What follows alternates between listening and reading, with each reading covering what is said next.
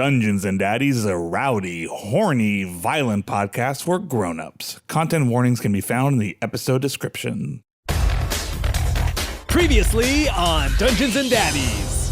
It's time to draw from the deck of many things. I draw rogue. I sense deep within my soul that somebody somewhere is mad at me.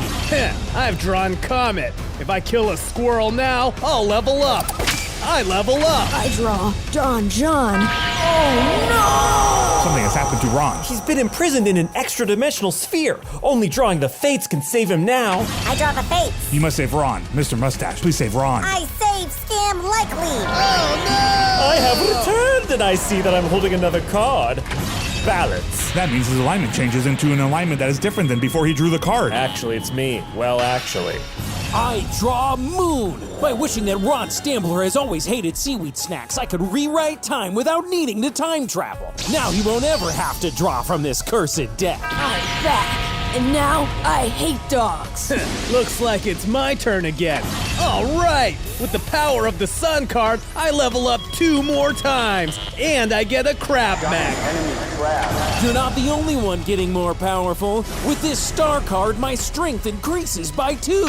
Soon we'll be unstoppable. I draw Skull. Gotta fight death, huh? Sounds like a piece of cake. Just gotta draw 1 more card. Oh no, it's the boy!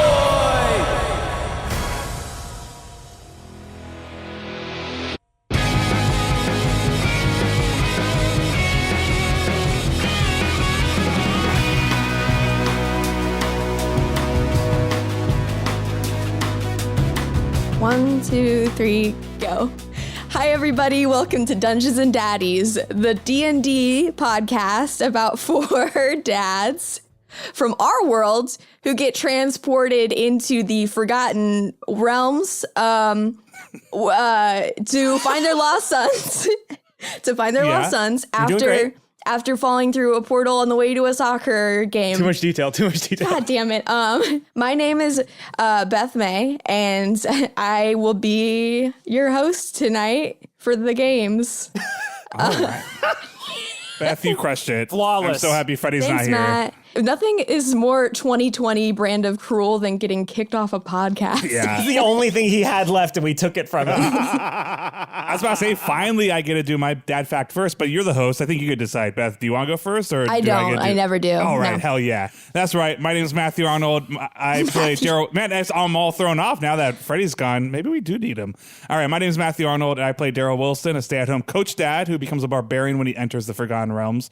To continue our wonderful journey, the middle act of this 5-act play of Darryl's senses, we will delve into the world of touch. I cannot believe this is the thing we're doing. Are you almost done with it? How many more senses remain? I just says the middle act. I got 2 more. Oh my God. So touch. I was gonna do something like cute, like laying in bed with Carol, but bullshit. Whatever. His favorite feeling. Wait, can I try to guess? What? Is it a football? No, I didn't think about that. It's the exact feeling of pulling up the perfect pair of jeans. Like if it just fits him perfectly, like doesn't ride the crotch, doesn't hit the belt. Bigger boys know what I'm talking about. That perfect pair of jeans. You pull it up. I know what you're talking it's about. It's like a snug fit. There's like a layer of air between your legs. Sexually frustrated men know what I'm talking about. No, it just feels good. Stop gatekeeping. gatekeeping feeling good in pants, guys. Oh, it feels so good. His least favorite feel or touch is the feeling of a knife through a well-done steak. Makes him want to throw a plate over. You were going to say a knife through his stomach. I'm like, yeah, that's not a great feeling. Just to call back to earlier, Darryl Cannon, 2 of his favorite things to do are to put on pants and then to take them off completely when he goes to the bathroom. Well, if you have the perfect pair of pants, exactly, you get to relive that right, feeling. You get to feel that feeling again, yeah. Anthony, it's the duality of man, really. You know when you put like a piece of paper on a table and there's that little air cushion, like that kind of comes out? Mm-hmm. A perfect pair of pants does that across your whole body when you just pull it up. You feel like Marilyn Monroe getting the wind blown up your skirt for a brief second? It feels wonderful.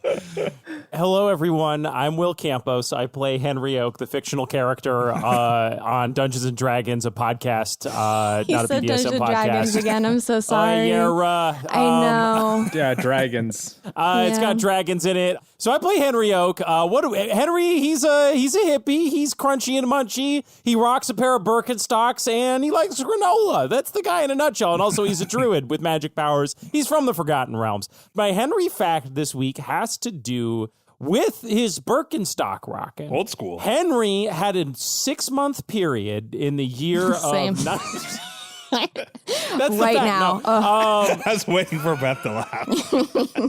For about 6 months in the year of our Lord 2014, Henry got really into those Vibram skeleton toe sandals. Oh, yeah. Do you know those? What? Yeah. The toe shoes, yeah. Oh my God. He was all about those toe shoes for a while because secretly he's always like, when he saw Lord of the Rings and saw that Peter Jackson like just went barefoot for a couple of years, he was like, that's cool, that's my speed. But he's not tough enough for that. You would think being like a forest child that he would have like tough leathery feet, but the forest floor in Oakville was so soft and cushiony, he never really built up those calluses you need for something like that. So yeah, Henry wore those awful shoes for a little bit because this was the closest he could get to being barefoot. And then he read an article about how they were actually bad for your feet. And so he went back to his stocks and he's never looked back. Hello, my name is Beth May, and I play Ron Stampler, emotionally detached stepfather and rogue.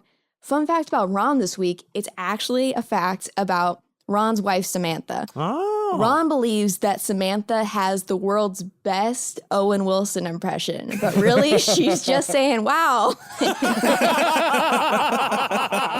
And he's like, oh, Samantha, you're so funny with how you say that Owen Wilson.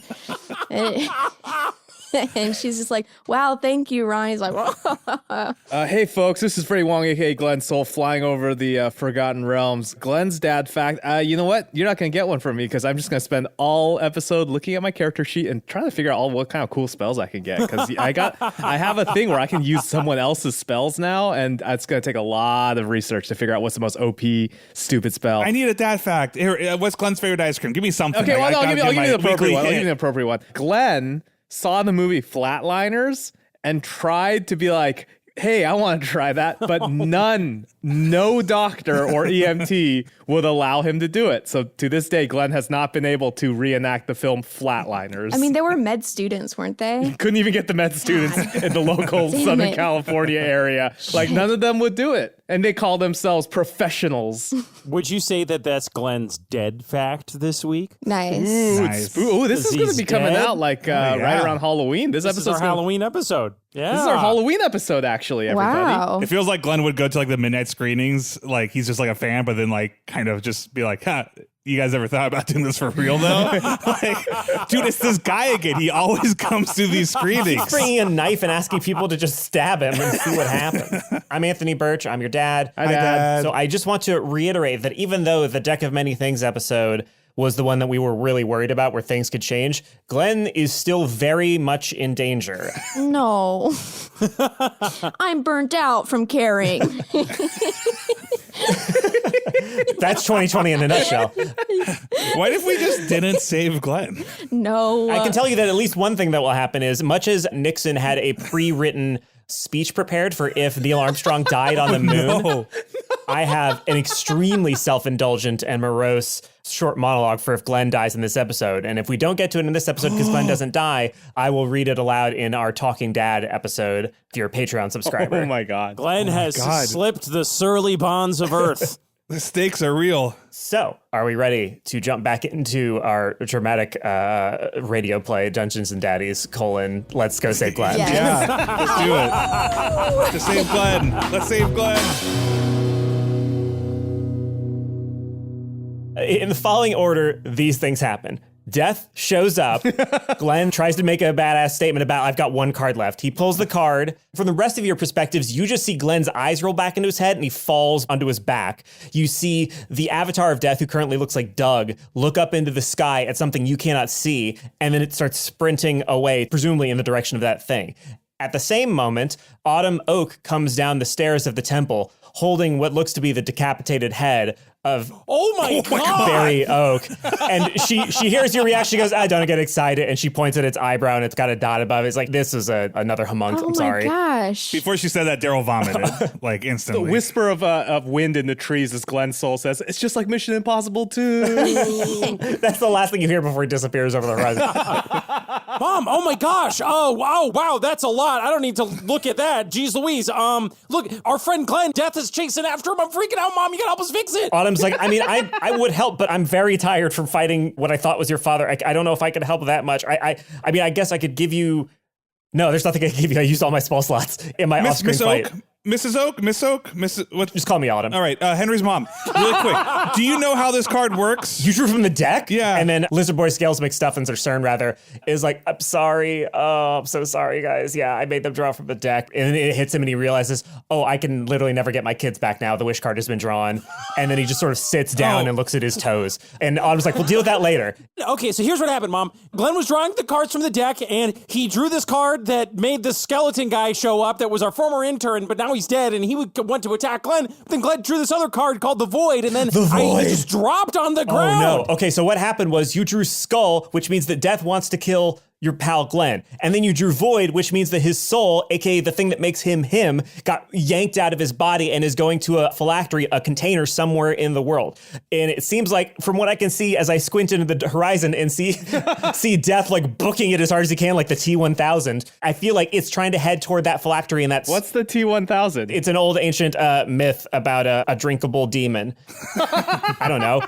So Glenn's not dead yet. No, he's not dead yet, but you need to make sure that avatar of Death can't get to his phylactery and destroy it. If so, his soul will basically just evaporate into the air and it'll be gone for good. I mean, if he's Death, I mean, he's probably not well hydrated. He might get a cramp on the way there. He might stop running, slow down or Ron, he something. doesn't have muscles. He's a skeleton. I don't think bones could get cramped. You could And get, Doug's you could get ruthless. shin splints. That's true. He could get shin splints. You know, I used to get shin splints when I was wearing these Vibram skeleton toe shoes. So what happens with Death is that Death has many faces. Anytime an avatar of Death shows up, it takes the face of somebody who's died who is relevant to that person. It's kind of a Buffy season 7 big bad situation. To clarify, Buffy is the name of a person who polished armor in our home, and she lived 7 seasons, and on the 7th season, she died to that thing. Okay, so we should... You should probably continue chasing down Death. We need our mounts. We never learned how to call our animals our mounts. Oh, is that how you Roll call it? animal handling. I need my dog. I rolled 20. Okay. With one howl, all of the animals start stomping towards you as if on command, because it was on command. I feel like you guys need to, like, one, you got to figure out what to do with my body, but two, just take a look at that barrel. You real have time? quick, Do you just even on the have way. time to look at that barrel? Just take a glance, just a quick glance. I go to pick up Glenn, and as I'm hoisting Glenn over my shoulder, which I can do because I'm 2 points stronger now. And she goes, oh, big, strong boy. You've grown so much. Thanks, Mom. I look at this barrel. I'm like, hey, Mom, I know we got to get out of here, but what is this thing? This seemed like a big deal, but it just looks like a barrel Glenn to me. was really excited about it. He seemed real over the moon about this barrel. Autumn goes like, I don't know. I guess it was a wondrous item or something. And CERN goes, yeah, it must be a wondrous item of some sort, but I don't know. I am going to just look at it real quick to see if I can figure it out. And then so Henry is going to, what is it? You need to get investigation of at least 20. God damn it. Why is it always intelligence when it's a fucking important one? I did not get a 20. Guys, I don't know. It looks like just a big barrel. You know, Mom, it's yours. It's a gift for helping us. You know, you figure it out. Use it to help Oakvale. I'm sorry I haven't called in like 10 years. You know, like I've been somewhere else. I haven't we either. need to reconnect before. It's decorative. She puts the head of Barry on it and she goes, now it is. Looks great. Canary comes out from the back. She's like, hi, I'm so sorry. I was eating fries while somebody was pretending to be me. That's so awkward. I'm sorry. Do you want me to really quickly put your son back into his original body so you don't have to carry around a whole other child? That does seem convenient. Yes, that seems like a good idea. Great. Boop, boop. You want to leave the kids with your mom? Oh, gosh, I guess we could do that. And Autumn's like, Come on, lady. Come on. Our friend's just dead. You want to bring your grandkids all the way to... we're going to go chase like, they death. seem like a lot. Yeah. I mean, if you want me to, I will. It's up to you. They're your kid. I guess they're my grandkids. Hi. Yeah. Hi, I'm Autumn. And they go, oh, hello, I am Lark. And this is Sparrow. I'm Sparrow. This is Lark. It does seem like they'd be a little safer with my mom than, no offense, but Walter, I don't know. It seems like a little loosey-goosey. Lark and Sparrow are like, yes, and we left plenty of time to study this mysterious barrel. I'm very excited to learn its many secrets. Oh, that seems like a neat project for the boys. Okay, yeah, sure. Figure out what's up with this barrel, okay? That's going to be your fun project. And when I come back, you guys better figure it out. Father, good luck saving your friend Glenn. If he dies, may we have his gun? No. I just thought I would ask. I knew it was a no before I asked, but I thought, you'd miss every shot you don't take. Especially without a gun. Daryl with his natural 20 plus 5, 25 animal Stop handling bragging skills about it, Jesus slides up to Christ. Payton, and the way he slides up is that he has 2 snakes that are acting as a lasso to a wolf, and then on his feet he's got 2 slugs, so he's got no friction, so he's like skiing. What? He's skiing on some slugs attached to a wolf, and he skids over to Payton. The slugs are like, we're okay with this. This is consensual. Yeah, those slugs are cool with The it. natural 20 didn't just mean you can pick whatever animal you want to have showed Yeah, up. wait. Henry, really quick, Like- I gotta say bye to Payton. If the god or any sort of master out there wants to tell me I can't do this, that's cool. He totally can, but I just feel like I really rolled really well. So this is what I'm doing. So then I skid over, I go, Payton, hey, be cool. I love you, Dad and son. Obviously, I'm coming with you. No, you gotta stay here. Why? But I came here for all the other Actually, stuff. I wait. might as well come with you You know now. what? You're right. I'm panicking too. Son, Dad, hop on. Hell yeah. And I put him up on my Let shoulders. me grab a slug. Grab a slug, buddy. And I hand him a I'll go slug. to adventure. Could I ride a deer? I forgot how I got here. Roll persuasion. There were a bunch of deer and stuff hanging out ready for the forest to burn down. Persuasion. I got a 7. So you look at one deer and he just goes, ew. How did we get here? What animals did we ride? Okay, there was a dog. I'm done with dogs. I'm fucking done with dogs forever. Ron became a cat person. Before I mount up, I turn to my mom and say, Mom, there's one last thing. My old horse, Carfax. Is he still No. in the stable? Just roll a d20 and we'll just see if Carfax had a good life or not. Show me the Carfax. I got a 17. Oh, okay, with the 17, he is not the glue that's holding the temple together. Oh, God. So Autumn goes, yes, absolutely. Carfax has been waiting for you this whole time. He's in this stable. Carfax, come here, book. And Carfax goes, hey, it's my good pal Henry. And he ambles over to you. He's very old, but you can clearly tell that he's got a love for you in his eyes. It's like when a soldier comes home from the war and their dog freaks out, but he's too old, so he can't really freak out that much. But he's like, it's my main man. Carfax, noble steed. That's me. It's been a while. Gosh, I remember traipsing with you in the woods outside Oakvale. Carfax, old friend, are you up for one last ride? Yeah, man. Yeah, all right. How old does Carfax look? Does this look like I shouldn't be riding Yeah, this Carfax horse looks out? like he's about 200. He is Fry's dog from Futurama. He's just been waiting for you to come back. Oh my God, why would you do that? No. I hand Ron my slug, and then I ride the wolf. So I'm riding a slug. I'm so glad everybody's so psyched about what they're writing while your friend is getting his fucking body I'm spirited. trying to go. We're trying to paint the scene, Anthony. It's a chase scene. Oh yeah, and Lord knows that no one cares what cool car you're driving in a chase Okay. scene. That's not the point of every James Bond movie Got ever you there. made. Yes, Got you if you'd there. like to ride the 200-year-old horse that just loves you a lot, you can. I kissed Carfax tenderly on the mouth. forehead, on the forehead, and I say, Carfax, old friend, it's good to see you, but I think I need a slightly speedier get up Aw, man. than you, so no offense. And then he dies of a broken heart. And then your mom brings out a nicer horse named Horsefax. And he goes, this is Carfax's son. You get to describe what Horsefax looks like. Horsefax has cool sunglasses on and lightning for hair, and he has a coexist brand. Well, no, Fuck, brand now of I'm really horses. jealous. No, he got it himself. It's a tattoo. He got to put in his feminist tattoo spot on his lower back. I say, Horsefax, looks like me and you are gonna get along. Oh, no, that's Quagmire. I was about to say all right, but that's just Quagmire's voice. And he sounds like He doesn't sound Quagmire. like- That's the last All one. right. He sounds exactly like Quagmire. And whenever I talk to him, you have to do your Quagmire impersonation. He's the worst horse. Giggity, giggity, giddy up. No. I hate All him. I hate right. him. Hey, don't forget, you did this. Daryl loves this horse. Matt is going to do everything he can to kill this horse. Henry hops on on Horsefax and says, let's ride. That's what I hope to do. Everyone's already waiting. We're 100 yards away. We've already started going. So you all head off on a big old chase of Death and the invisible soul in the sky. Because Death is running on foot, it's not that hard to... If one person is running at 20 miles per hour and 5 people Oh, related slog for rates. 20 Well, you minutes, see that for a and second. they are going 32 miles You see per human hour. form running for a second, right? As Avatar of Death. You see Doug running. And then you see it begin to flag and begin to get tired. And so it balls up its fists and then leaps forward, and as it leaps into the air, it turns into a very angry and vengeful squirrel. And the squirrel is now chasing after Glenn and going, fuck you, I'm gonna fuck your life up, I'm gonna kick your ass. I am riding a slug, but it's a really fast and cool slug. So It's the slug from that movie. Was it Nitro? What was it called? Turbo, I think. Turbo? The slug is just so you have no friction on the ground. You're holding a snake that's attached to a wolf that I'm so you're like riding. water skiing. Oh. I'm like you're water like water skiing on the skiing. ground. Oh my God, that is so cute. Okay. Thank you. I thought it was pretty So is awesome. this slug just in agonizing pain? Nah, they're cool. Dragged along the rock. Okay, so while you're riding, you see a big red falcon above you holding what seems to be a parcel in its talons.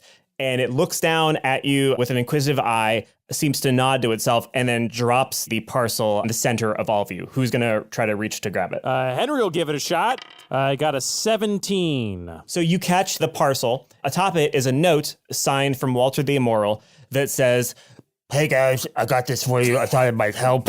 And also, everybody's doing fine. Love you." I don't know why I said that. Oh, I can't even go back and cross it out now. Oh no. Anyway, have a good one. And inside the parcel itself is what you can immediately feel tingling through your fingers is a magical item. It is an obsidian black rolling pin. Wow. And it is called the Rolling Rock. It is demonically created, and when you equip it, you get an apron immediately that appears on your body that says "Kiss the Cook." Yay. And then when you hit somebody with the Rolling Rock, they take a D8 of damage and they turn 2-dimensional for 60 minutes. Whoa. They're all flat. When they are 2-dimensional, they get advantage on dexterity saving throws, they reduce their AC by 10, they get disadvantage on strength checks and saving throws, and they have advantage on charisma checks against characters under the age of 12, and they are infinitely thin. Well, they're a cartoon. they're like a cartoon. Yeah, because they're a Is that cartoon and the- kids love cartoons. Oh. On the back of the note from Walter is a PS. He goes, "By the way, this is from some mercenaries I hired to do a job for me, so you could take them." And so this was another Patreon elite session that they basically came up with this item on their own after succeeding in the one shot that I did for them. They were called the Sick Pythons, that group, and it was Michael, Mustafa, and Nicole. So thank you for that so much. The daddies now have your item. All right. All right. I look at the dads and I say, "Hey guys, let's rock and roll with this rolling rock pin." Yeah. You get inspiration because I've definitely forgotten to do that over the last 15 episodes. Well, I've got 15 inspirations back there. Yeah. Great. Good to know. You are chasing down death. So what's your strategy for this? I feel like we should see if we can get up ahead of him and find a way to sort of like trap him or something. Maybe put a wire across the entire desert or something so that he falls and trips on it or something. We have to make it look like an accident so that he doesn't think we're helping him. Because if we're helping Glenn, then we got to fight other deaths. Like, Ron, have you ever done like, I'm not saying you have, I'm not implying anything, but have you ever done like insurance fraud or anything? What's insurance? Okay. Hey, Henry, can you hear us back there? Yeah. Hang on, guys. I'm trying to catch up. Onward, horse facts. Onward. All right.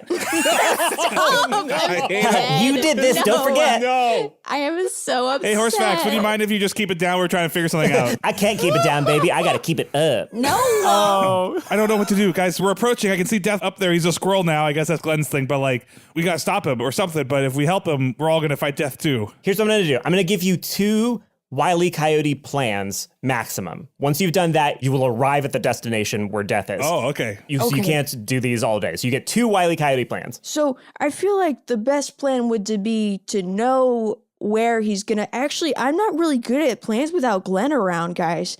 Yeah. He did come up with that whole fire thing, but we should get some info. Let's just ask Death. I mean, what's the worst thing? Let's see what he's doing. Before we ask death, what if we ask ... Dramatic pause. Deep breath in.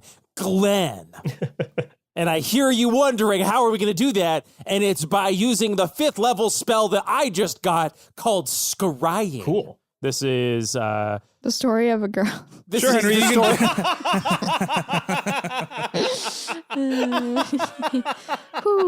Henry, that sounds good. You should do it. You said 5th level. That seems like it's a good spell. You got it, buddy. Okay, so you can see and hear a particular creature you choose that is on the same plane of existence as you. The target must make a wisdom saving throw, which is modified by how well you know the target and the sort of physical connection you have to it. If a target knows you're casting this spell, it can fail the saving throw voluntarily if it wants to be observed. I'm going to call Glenn and see how it goes. Okay. So I'm going to cast Scry, Shazam, I cast it, and I guess I need to roll. You don't have to if Glenn chooses to allow you to speak with him. And obviously, I'll take the call. You immediately get the sense of Even though you cannot see him, you can feel Glenn's presence in the air above you, hurtling. Woo! I'm ready! Ready for the big ride, baby! Woo! All right! How's he doing, Henry? He seems like his usual self. All right, that's good. I heard the simple life wasn't so simple. Oh, yeah! Might as well jump! Glenn is just singing Van Halen lyrics to himself. So now you can freely speak to Glenn. Glenn, it's the boys. We're chasing after you. Woo! Glenn, Hey, whoa, real quick. The barrel. Also, the fire. Oh, I left the oven on, so to speak. It doesn't matter. Woo! Free as a bird. Glenn, we're really worried. Hey, ask me to play Freebird. Play Freebird. Henry, what are you doing? Don't let him take over the conversation. It's a time limit. Tell him to shut up. Glenn, I'm going to put you on speaker. And then I open my mouth and my eyes roll back in my head, and now everyone can hear what I'm saying to Glenn. So through your mouth, you hear, Oh, yeah! Glenn, where the hell are you? I'm floating through the air effortlessly. Can you see us? One of you wave. I Hey, wave. wave. Yo, okay, yeah, I see you. Hey, how's it going, everybody? I don't know where I'm going, but I'm going there pretty fast. Do you see? Is there a Doug? I'm on the highway to hell. What? No, go on. Death is chasing you. Do you see Death? When you look down, you see the squirrel is just making the most furious eye contact with you. Hey, the squirrel's looking at me, mean mugging me really hard, everybody. Can you do something about that? Guys, I'm getting nervous. I'm pretty sure we're going to kill Glenn here if we don't figure out something. Right now, we just know that he's going where he's going, which we already know because Death's going after him. Hey, remember, you can't help me, everybody. This one's my fight. Woo! Glenn, in the direction that you're headed, do you see anything that it looks like you might be going there? all right, I will roll a perception. 10 plus 3, 13 perception roll from the sky. You can tell that you're headed for a coast. Wait a second. If I'm scrying Glenn, and Oh, yeah, Glenn you can do a is- perception check as well. Like two different people looking at a painting, and one of them has an arts degree, and the other one's just like, that's a pretty color. I got a 21, Anthony. So I go, Oh, yeah, water. I can see water. There's water at the bottom of the So ocean. you can see, Henry, some ships moving in and out of a port town that's got some smoke rising from several buildings. You could even see in the tiniest little font painted onto the side of one of the warehouses in this port city. It looks just like the Hollywood sign. Yeah, it looks exactly like that, and it says Meth Bay Dock. It's beautiful. Ron slowly removes his sunglasses like Alan Grant in Jurassic Park. it's in gorgeous. papyrus font. Tell me Comic Sans. I will come. Oh yeah, it's Comic Sans. It is canonically Comic Sans. It says Meth Bay across the top of the hill. Yes. How close are we to Death? Always Well, a that's good a question. good question, Matt. I think all of us in different levels of our... You start dying the minute you're born. Right now, you are basically a football field distance from him. If you want to get closer or further away, that'll be another animal handling roll. With my roll of 23, I accelerate to try to approach Death. You can basically ride your horse as fast as Death is running in squirrel form if you so wish. So Nice. you're now as close to Death as you wish to be. Hey, Death. Oh, sorry, he's a squirrel. Hey, yeah, our dude's dead. You can give it up, man. It's all good. Roll persuasion with disadvantage. This was your second Wile E. Coyote plan. I'm just trying to talk to him. Okay, shit. Never send a Matt to do a Glenn's work. I got a 2 minus 1, so that's a Oh, my goodness, Matt. Matthew. Matthew! It's like when there's like a fight in a bar, and you're like, hey, come on, man. He didn't say anything. This is the beginning of the conversation. With your blistering 1 roll, Death just looks you square in the eye while it's still running forward, and you are going to give me a wisdom saving throw. Oh, no. We should have had Dev pick up some coffee for the execs on the way. 7 plus 1, 8. You look into the eyes of Death, and they blaze with a like so over your shit, and it has dealt with so many mortals trying to talk their way out of their inevitability so many times. It just looks at you with this intense existential tiredness that permeates your body, and you take a D8 of psychic damage. Oh, hey, wow. Oh, that's, hey, buddy. Yeah, I feel you. I wouldn't be in a good mood if I was Death either. Again, I'm just trying to get a lay of the land here. You're running pretty fast after our friend. What's your game plan? What's going on? With your 1 roll, he has no reason to respond to you at all, so he just keeps running. He turns back to what he's doing, and he just ignores you. I have an idea. Henry writes up. And so I like cyclically communicate to Glenn. Glenn, I'm going to open my mouth and you talk out of my mouth. And we're going to try to convince Glenn that you've possessed my body so that he'll chase after me instead of going to you. Okay, all right. And so I write up to Death and I open my mouth. And you hear the voice of Glenn go, Oh, yeah, You thought you could kill me, motherfucker? You're wrong. I'm rocking and rolling over here. I've transferred bodies. I Doesn't have that Death skill. see the soul? Yeah, so I would normally have you roll deception, but Death can literally see the soul. So he just looks up and then looks at you with your mouth open, and he just goes, I know what scrying is. I'm a higher level than you. I fuck off. Ron yells over at Death. Hey, you're an intern, huh? I'm also an intern. I'm new here in this world. I was wondering if you knew where and then Ron holds up a piece of paper and acts like he's reading it, where the Glen soul will end up being. I don't know the area very well, and since you've been interning here for a while, I thought from one intern to another you could help me out. roll persuasion with the stankiest disadvantage. Roll persuasion to pick his brain. Roll intern kinship. The one thing that we do know for certain, it just feels like we don't need to worry about finding out where he's going, because literally the only thing we have is a death thing that's going where he's going. That's what I'm freaking out about. So all of our ideas, I mean, I talked, but all of our ideas so far is just to figure out the one thing we already know. Now you understand the glue that Glenn is. I was trying to get some more info at least. I screwed up. Fucking idiots. I screwed up. A bunch of fucking morons with a bunch of half-baked plans trying to retread ground. I got a 19 with disadvantage. Yeah, boy! Okay, so Death looks at you and goes, we're going to Meth Bay. Okay, guys, you heard the man. We're going. Ron has established an intern rapport with Death with this 19. So what other shenanigan? What else do you want to ask him as an intern? I intern, specifically said you got 2 Wile E. Coyote crazy plans. Doug, do you have any quarters for parking? They're not letting me use the company lot.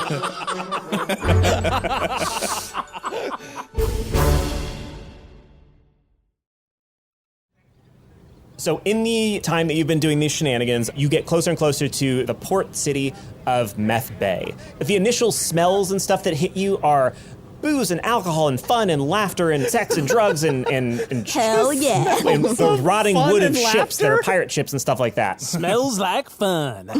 But as you get closer, you can see that there are people in a very normal-ass plate mail knight in shining armor type ass armor that are rounding up rogues and bandits and pirates and all the kinds of fun people you might meet in a Tortuga. Bards. Yep. Basically, you see a massively long line of very cool looking kind of Mos Eisley kind of people in chains leading up to what was once a tavern. But as you enter through the city gates, you can see that this tavern has had its sign torn down, and it just has a new sign that's been built up slipshottily that says courthouse. So as you enter the town, the guards turn to you to hold out their hands like, whoa, stop right there. And one of them tries to stop Death, and the guard goes, stop. Hey, hold on, stop. And Death just runs straight into him, and the guard slashes at him, immediately spawns a new avatar of Death, and that avatar of Death begins to fight that guard. The 2 guards next to him start panicking. Ooh. They try to fight the original squirrel avatar of Death, which spawns 2 more avatars of Death. And now suddenly those 3 guards who are going to stop you are now all fighting their own individual avatars of Death. Is there anything you would like to do with this information as Death is continuing to run toward the courthouse? Is there a way that we could pretend to be squirrel criminals, but then accuse Death, so he's arrested as a squirrel? And then I don't think that the system of justice could have its own Death avatar. It's a big thing. You basically have 30 seconds until Death reaches the courthouse. Well, threatening people is a crime. Yeah, just accuse them, Ron. Maybe the police can help. I mean, worst case scenario, more death spawn, but they won't attack us. Ron, this is really good. I've got a great idea. Okay, Here's what what's I'm it? going to do. So I use wild shape, and I turn into an exact doppelganger of the squirrel that Death looks like. Yes. And then I run into the courthouse, and I say, hey, everybody, I'm Death. And I think the toughest, baddest, hardest motherfucker fighter in this whole town, that person who's the most tough piece of shit in this whole town, I think they suck. And I want to fight them one-on-one. So come kick my ass if you got the guts. And then I run away. And hey, Henry, could you say you also did some crimes? Because, like, you know, as Henry's screaming something that's And I not also illegal, did some crimes. I look at a guard and I point to Death and go, hey, that guy just stole my purse. Okay. So to briefly set the scene, as you run into the former tavern, now courthouse, they've destroyed all the rooms. So it's just this one big open-ass room. Oh, just like in Batman Begins. Tight. You can see that there is a judge's bench. Sitting at the bench is just some person that you've never seen before, an old woman with an eye patch. And next to the judge's bench, you see a whole shelf, just a massive pile, actually. Like a Calax. A what? A Calax. No. I don't know what that means. What is that? You do. No. It's the IKEA Yeah. Calax. So no, you see a very large pile of just random objects. You see, They need a Calax to help organize yeah, that. there is a Calax for some of the more Calax-shaped things that can be organized. You see swords and armor and all these kinds of different artifacts, random little magical bits and bobs, all in one big pile that is being guarded by the large ancient gold dragon, the same one that Scam likely attempted to fly away from the Omega Daddies hideout. And he is sitting in front of all of these jars. So when you say the biggest, toughest, baddest motherfucker, you were speaking to him. He is by far the largest thing in this room and the most intimidating. So go ahead and roll intimidation. And then, Matt, you roll deception. God damn it. I got a 5. I got a 2. Okay.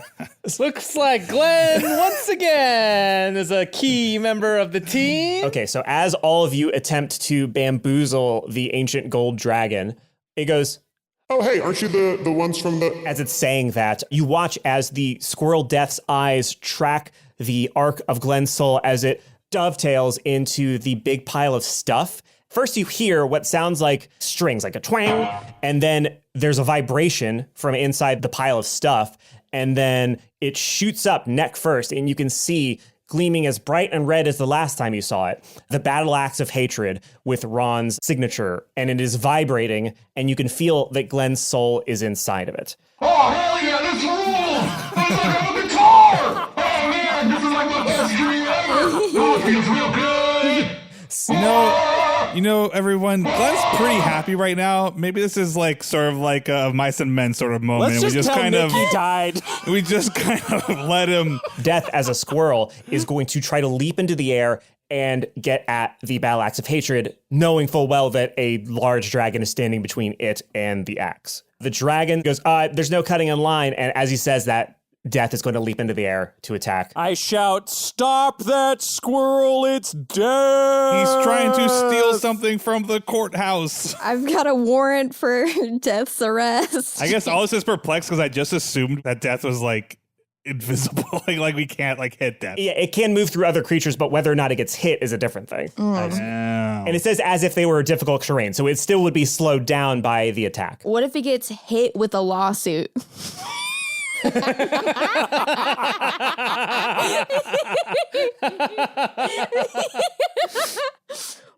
I'm going to cast Churned Earth, or Erupting Earth, rather. Okay. Choose a point you can see on the ground within range. A fountain of churned earth and stone erupts in a 20-foot cube centered on that point. Each creature in that area must make a dexterity saving throw. I'm going to tell you straight up, if you do this, you're getting your own death avatar. Oh, shit. Darryl screams, "God help me," and throws the axe like at Death. Give me an initiative roll so we'll be able to see what order everybody does all this stuff in.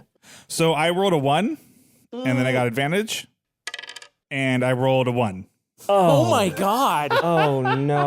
Okay, so I got a 12. So Death goes first. Death is going to leap into the air and try to grab on to the battle axe of hatred. So I'll give him a basic dexterity roll.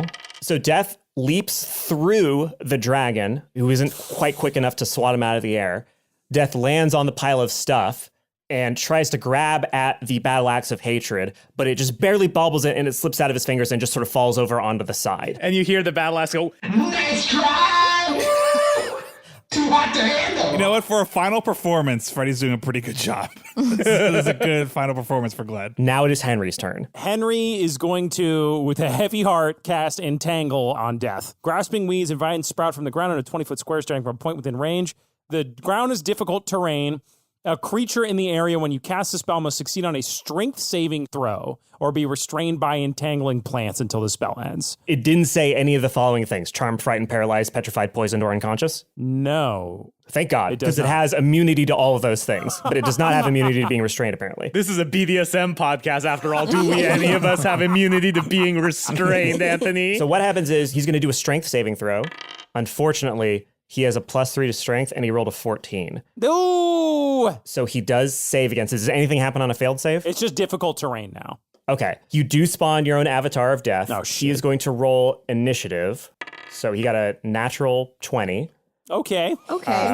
Which means that he gets to basically go whenever he wants, which is, I'm going to say right now. So that happens before, like, I throw my axe or anything. Yes, unfortunately, this all happens before you throw your axe. So, Henry, what are your maximum hit points? That's always a great question to hear. My max hit points are 66. I think D&D-wise, you're not supposed to convey this information, but fuck it. So, death, it has exactly half hit points for whatever it is spawned from. So, this avatar of death has 33 hit points. Okay. But it is just going to sweep its spectral scythe through your chest, and it just does 1d8 plus 3 damage. So I'm going to roll the 1d8 for him. It doesn't even have to roll to hit. It just happens. Okay. So he does 7 damage to you. Okay.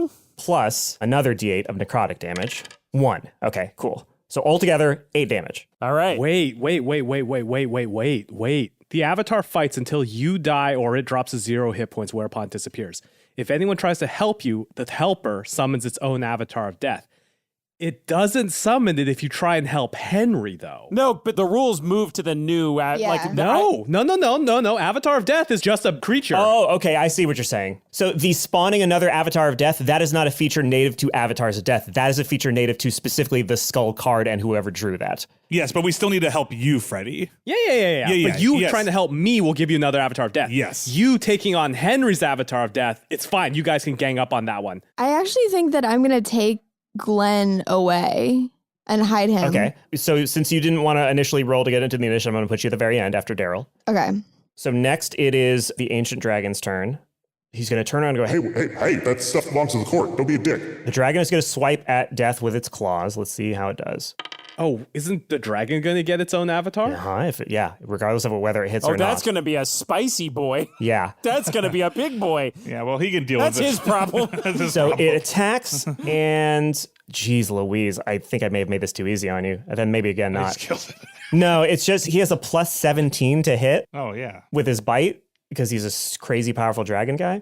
So he's going to do 2d10 plus 10 piercing damage. You guys didn't have to do shit, man. So he does 23 damage to Glenn's death, which means it's down to 14 damage. But in that exact moment, it spawns another avatar of death. And this one has 546 divided by 2. Holy shit. This one has 273 hit points. This whole trial's out of sight. Is also happening like as I'm like mid-throwing? Do I get to throw my axe down? You're going to come up right after the death that he just spawned, because that death rolled very well on its initiative. The death swipes its scythe at the dragon, who then immediately turns to face and goes, What? And it takes a very small amount of damage. Now it is Darryl's turn. So wait, the death going to Glenn. Let's call him Squirrel Death. Yes, Squirrel Death is trying to grab the battle axe of hatred. Is it slowed down at all because of the dragon? No, I mean, it got hurt, but otherwise no. So nothing slowed it down? No, on its turn, it is going to try to pick up and smash the battle axe of hatred. But Ron gets to go before. Ron gets to go first, right? Correct. You and Ron get to go before its turn. Ron, get that guitar, and then I throw one of my throwing axes at Henry's avatar of death. His DC is 20, so you have to beat 20. Better than a 1, right? 19, yay. Plus 7, so 26. Cool, so roll damage. That's a 4 damage. Okay. And then with my second attack, I'm just going to swing my great axe at it. Okay. He's got a great axe.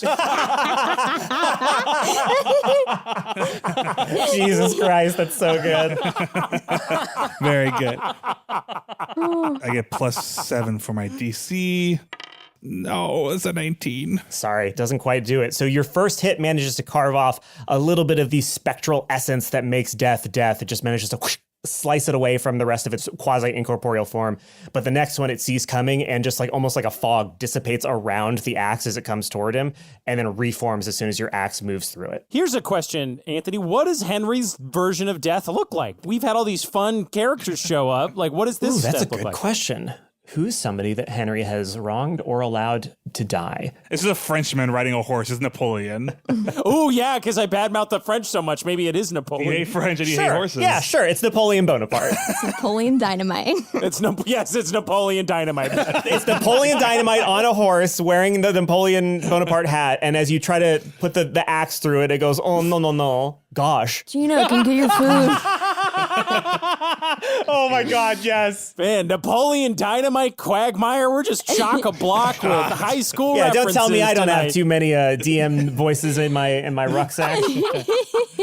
Okay, so Ron, It is your turn. I am going to. No pressure. If you don't grab the axe, Glenn dies. Oh, God. Okay. I am going to slide over to grab the axe. Now, I hate to be a narcarino about this, but I do believe it's difficult terrain now because of my entangled spell. Yeah, so if you want to do like a cool slide thing, I'm not going to make you do disadvantage for it, but like you're not going to be able to do a whole lot afterward. Once you get there, you're not going to be able to keep moving. You could use your beefy Ron body to protect me. Yeah.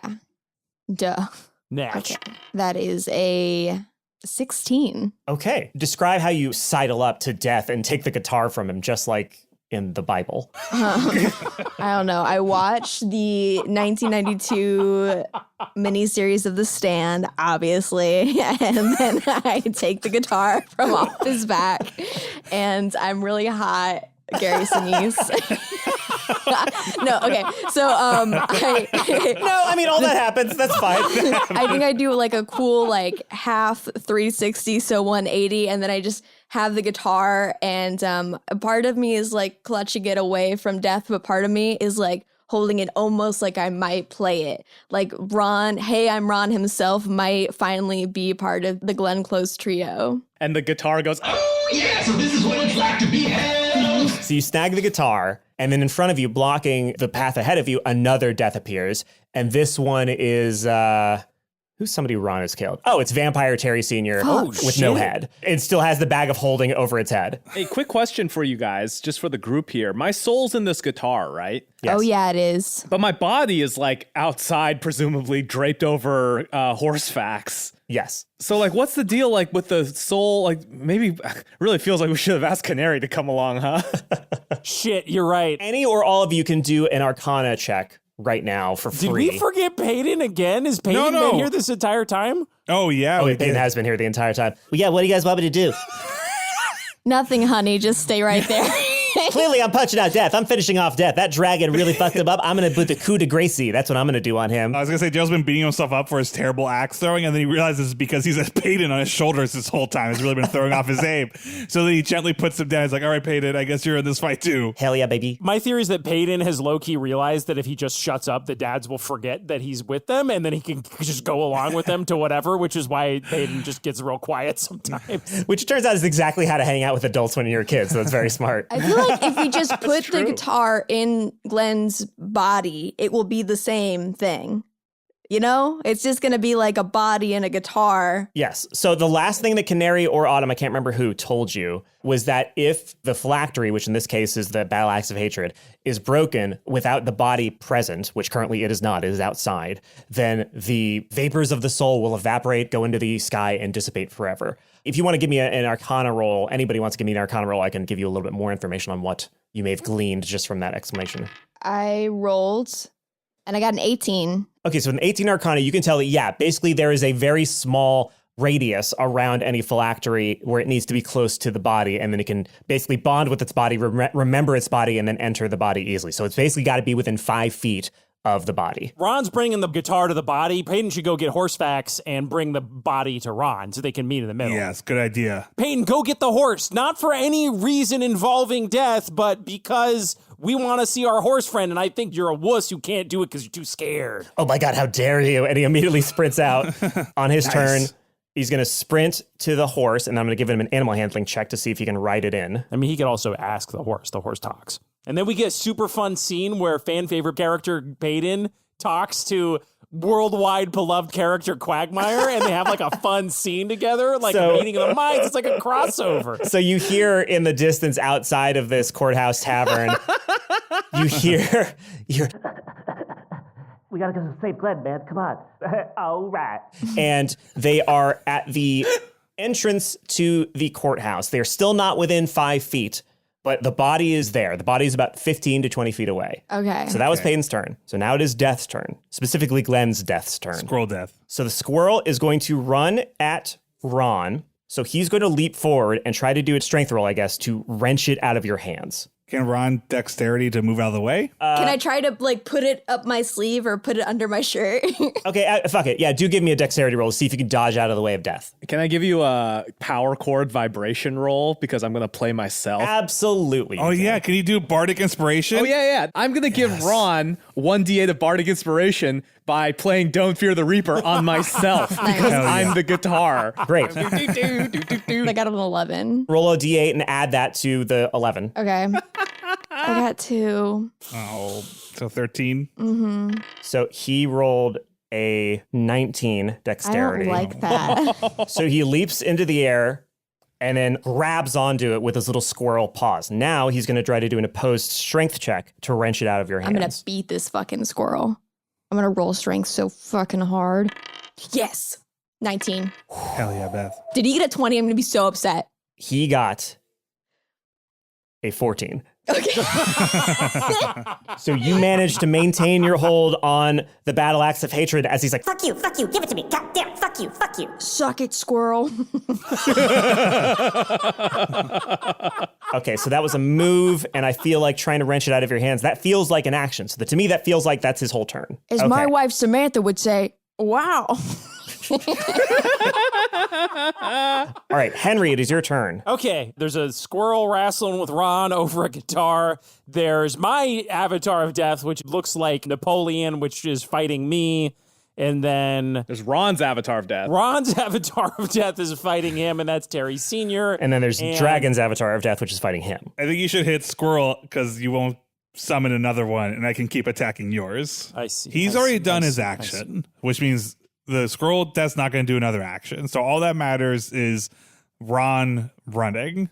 So anything we can do to pull to help Ron. Help Ron is all we need to do. On Ron's next turn, he needs to break free from this guy. Yes. Could I try to help Ron pull the thing away from the squirrel? The guitar away from the squirrel? Yeah, or can I try to grapple the squirrel off of the guitar? Absolutely, you could. Yeah. Okay, that's what I'm going to do. So I run up to the squirrel and I grab it with both my hands and I'm trying to pry the squirrel off of the guitar. It is a dense, thick squirrel. It's surprisingly dense and hard when you grab its spectral squirrel form. And Horsefax goes, nice. So give me a strength check. It'll do an opposed strength check. All right. Oh, that's why you got buff, boy. That's why I got yoked. So I've gone from a -1 to a +0 strength modifier. Ooh. So nice. He doesn't need Mercedes' help anymore with getting those pickle jars open. It's all him, baby. Yoked Henry has done 3 weeks of Ring Fit Adventure on the Switch, and he's feeling pretty good. And he got a 12, Anthony. Okay, so unfortunately, a 12 does not beat an 18. So you pull and you pull, but that darn squirrel is very strong, and it maintains its grip on the battle axe of hatred. So now Ron's avatar of death is going to slice at you. He can't see me. Right, it is going to do 12 damage to you. To me? The scythe moves through your torso and you feel it cutting across the inside of you, but not physically, just pure anguish, misery, existential dread, and loneliness just cutting through your body in a way that probably feels all too familiar being Willie's son, and it does 12 damage to you. Damn. Now, Henry's avatar of death is going to attack him. Bring it on. And it is going to hit you for 13 damage. Ow. Just ignores me. I go, hey, stay tough, man. Pain's all mental, and I use Spirit Shield to reduce his damage by 2d6. And so I reduce damage by 8. So 13 minus 8 is 5. Yeah, great. Nice. Okay, great. Thanks, Darryl. You're welcome, buddy. I appreciate you. The dragon is going to turn to its own avatar of death. It's just going to attack. It hits, and it does 21 damage to a thing that's got 273 health left. So, settle in, y'all. Yeah. This one is going to be resolved off screen, I am almost certain.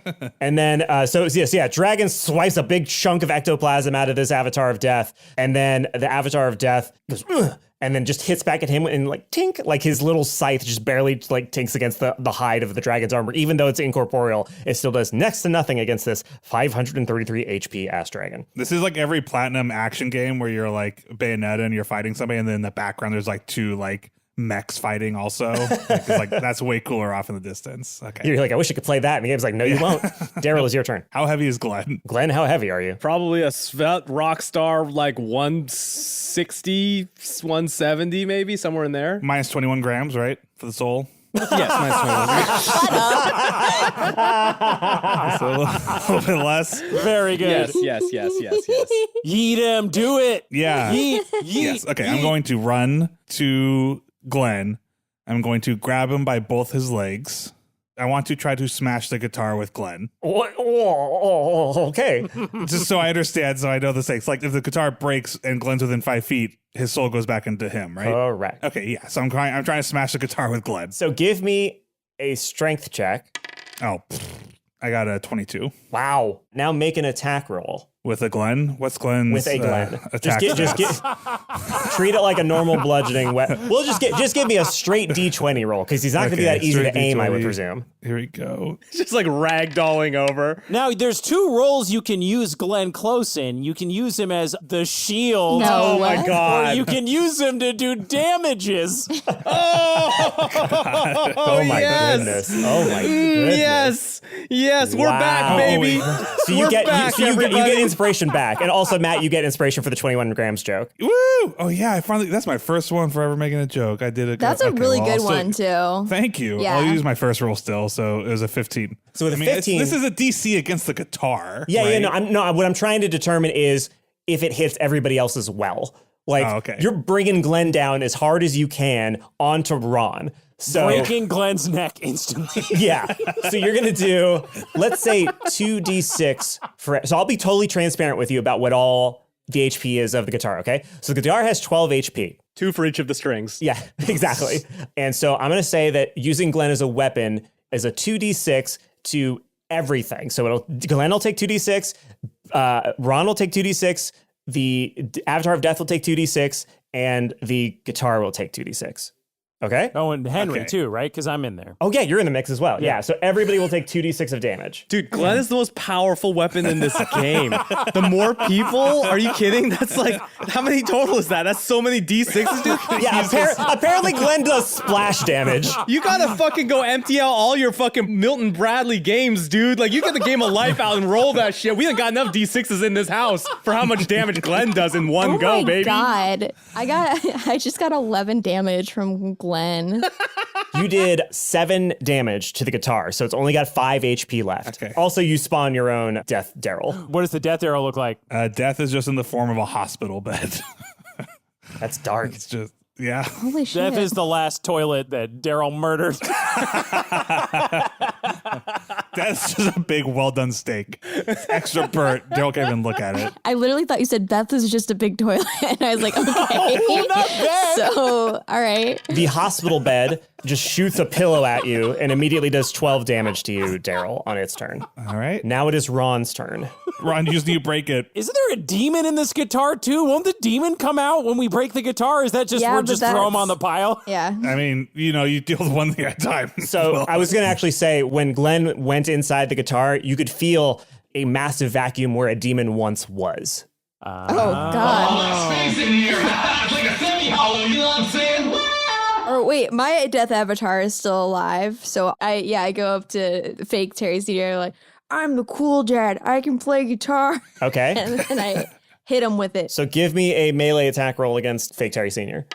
12. You swing at it, and it just deflects it away with its ghostly ectoplasmic hand and just baps it to the left a little bit and fucks up all the momentum of your swing so that it kind of hits harmlessly the side of one of the people that is in line for judgment. And so you don't do any damage to it. Sorry.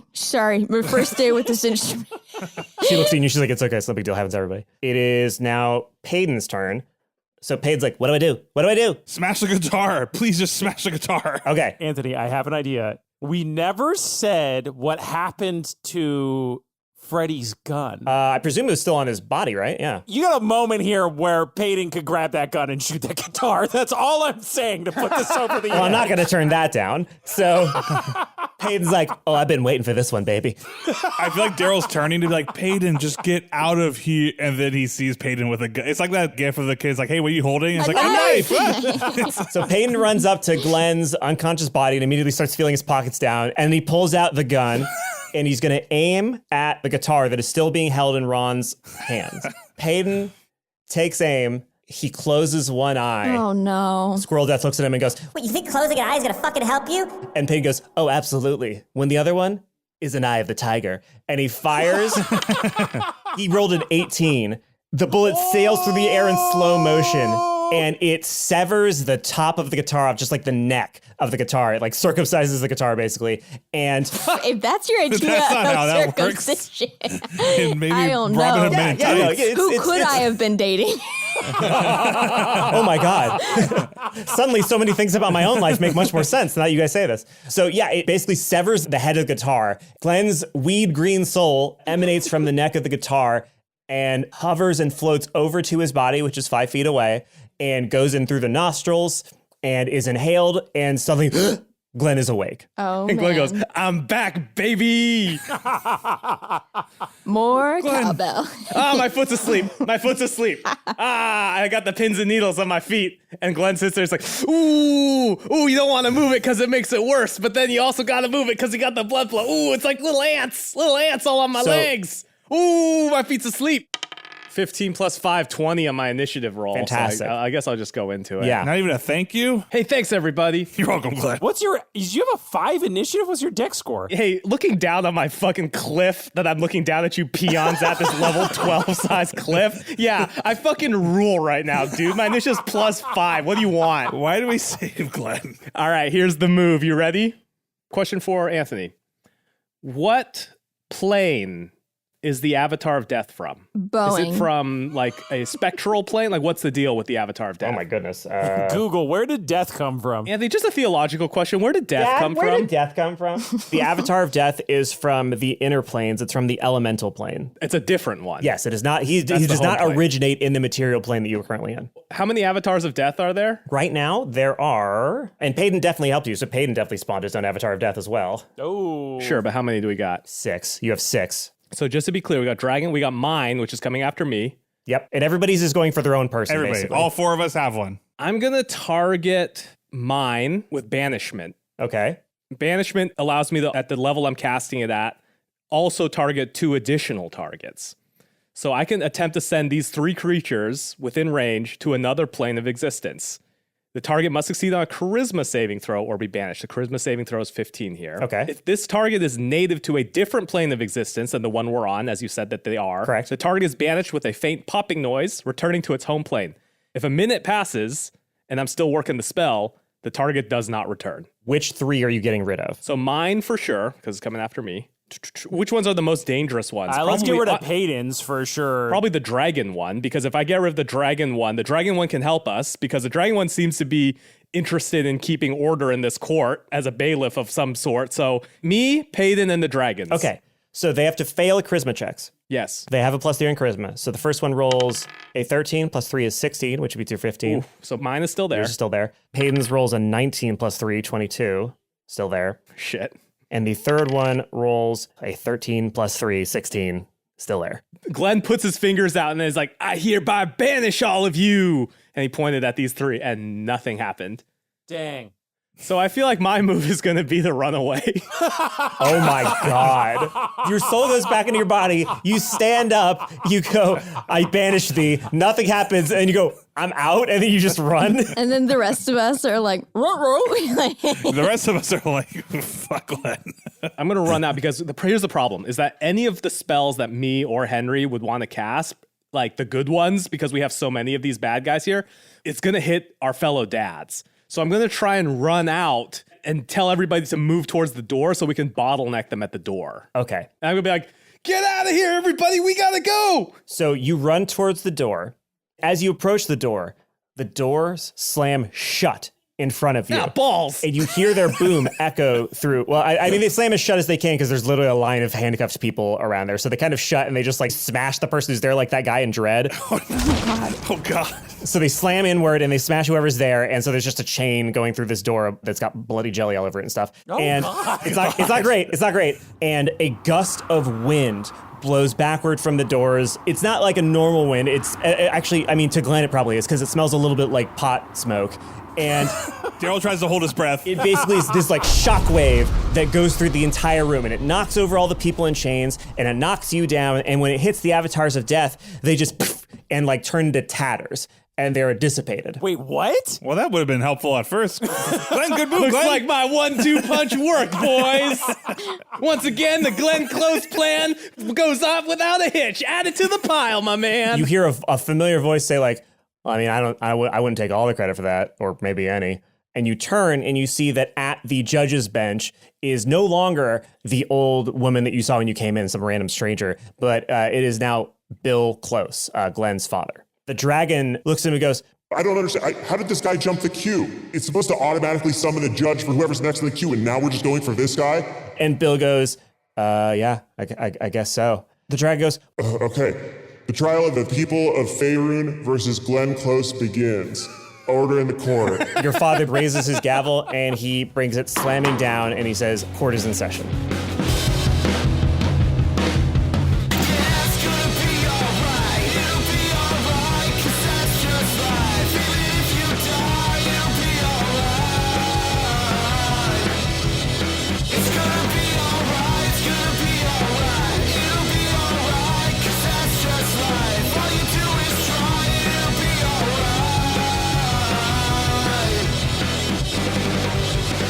Dungeons and Daddies is Matt Arnold as Darryl Wilson, Anthony Burch as our DM, Will Campos as Henry Oak, Beth May as Ron Stampler, and myself, Freddie Wong as Glenn Close.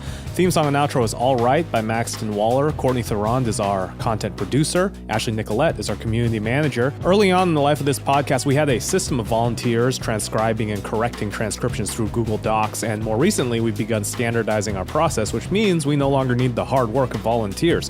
So I want to take a quick moment and thank the folks who have put in their time and effort into getting this podcast transcribed and formatted. They are, in alphabetical order, Austin Baker, Blue Fangs, Caitlin McVicker, Kathy, CJ, Dorothy Manuel, Elijah Hangs, Gabby Hendricks, Graham Bickford, Jordan Eichman, Kaylee Todd, Kinetic, Megs, Melissa Mendez, aka Walter the Monkey, Misha, Optical Delusions, Rebecca Shane, Rolf Moreland, Roxy Moonhaven, Ryan Flynn, Sean Morrell, Ten Man, and Zoe Sherman. There may have been more who have helped, so if I didn't read your name out loud, I apologize, but to everybody who took time to help us with transcriptions, our deepest thanks.